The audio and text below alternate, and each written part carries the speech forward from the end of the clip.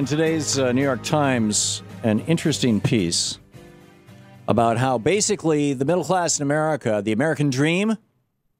See, before Reaganism kicked in, the American dream in the United States was to have basically my dad's life. My dad came back from World War II. He actually joined during the war, and it ended while he was in basic training, and so he was part of the Japanese occupation for 2 years. He came back from that, and on the GI Bill went to college, and with the GI Bill was able to buy a home at a 2.5% or 3% interest rate, a little $15,000 house in Lansing, Michigan, and that American dream. And you know, he had a pension when he died in 2006. He had his house paid off. Every 2 or 3 years, Dad would buy a new car. He had a good job. He raised 4 boys. He you know, helped us out in a lot of ways. He was there.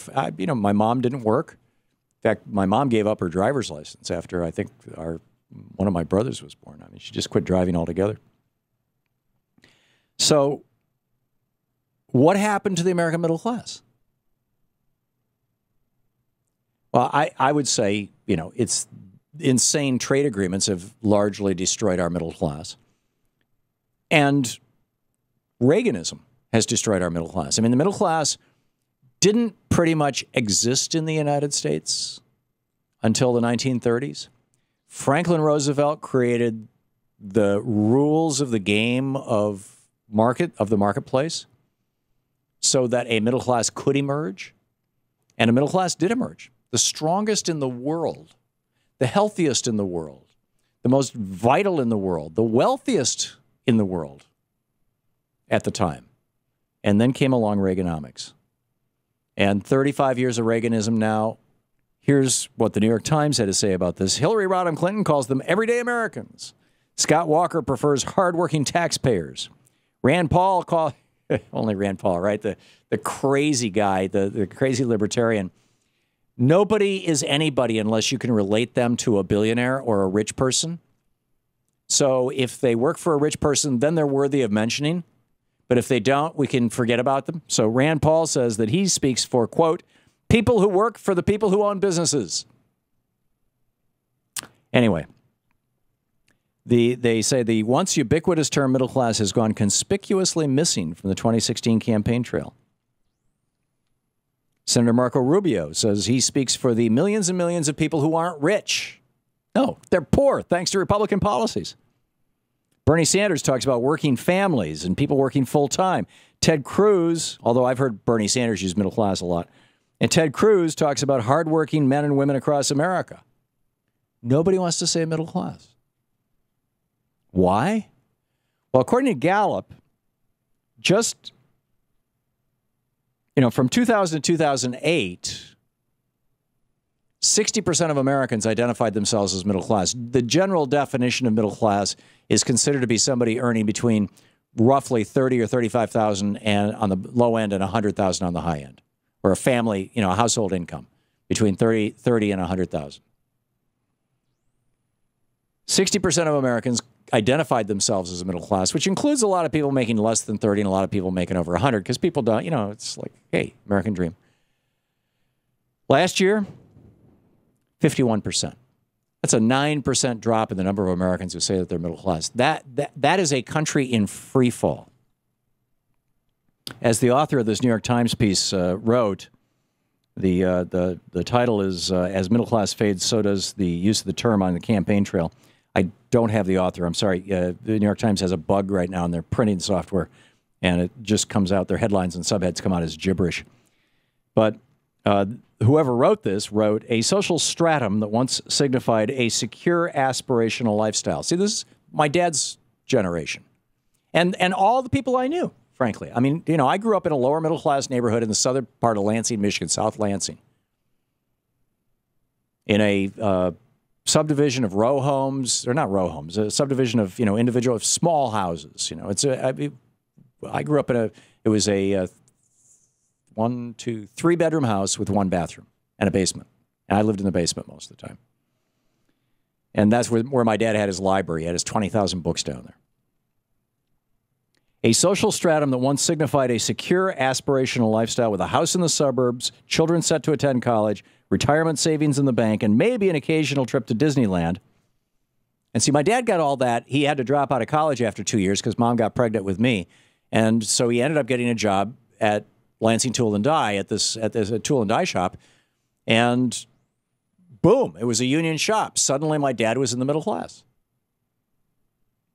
And maybe an occasional trip to Disneyland, the social stratum, now connotes fears about falling behind, sociologists, economists, and political scientists say. This is where we're at. The middle class is dying, thanks to Reaganism and the free trade associated with it and the giant tax cuts associated with it that let all that wealth go to the top. And, of course, Reagan's increases of taxes on the middle class. So then over at Common Dreams, Paul Buchheit writes a piece called Why the Rich Don't Care About Jobs for the Rest of Us. He says, many of us wonder what possible reason could exist for the failure to invest in American infrastructure to create millions of jobs as a result. Analysis reveals personality traits and beliefs and misconceptions that might account for such behavior. Here's a look inside the billion-dollar brain. He says, number one, it's all about me. He's quoting scientific studies that upper-class individuals tend to be narcissistic with a clear sense of entitlement. Worse yet, they believe their talents and attributes, genius even, have earned them a rightful position of status over everyone else. And, according to another study, the American sense of entitlement has been growing over the past 30 years. Number two, it's all about lazy people who refuse to work, right? In other words, this is the message they put out. Paul Ryan, Scott Walker, both liken the safety net to a hammock. Louis Gohmert says people who are on a $5 a day food stamp budget shouldn't be able to buy crab legs. Well, they're not anyway. John Boehner said, this idea that's been born that, I don't have to work. I think I'd rather just sit around. Right. It's a lie. He says, but in 2011, Senate Republicans killed a proposed $447 billion jobs bill that would have added about 2 million jobs to the economy. The Republicans, members of Congress, filibustered Nancy Pelosi's Preventing of Outsourcing Act, even as millions of jobs are being outsourced, and they temporarily blocked the Small Business Jobs Act. In 2013, April, only one member of Congress bothered to even show up for a hearing on unemployment. When asked what he would do to bring jobs to Kentucky, Mitch McConnell said, that's not my job. What? You're the senator from Kentucky. Number three, it's all about waiting for the free market to work its magic. Right. Yeah, that free market thing. And number four, the rich don't care about creating jobs. They don't. And then, on top of that, throw in a healthy dose of racism, which is endemic in American society. Michelle Obama talking about it over the weekend. We'll get into that a little later on. And Paul Ryan, about a year ago, this Steve Bannon writing over at the Maddow blog on MSNBC. About a year ago, Representative Paul Ryan made provocative comments about inner city men who are not even thinking about working or learning the value and the culture of work. Right.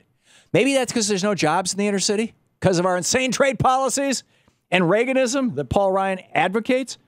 But in the same interview, Ryan referenced Charles Murray.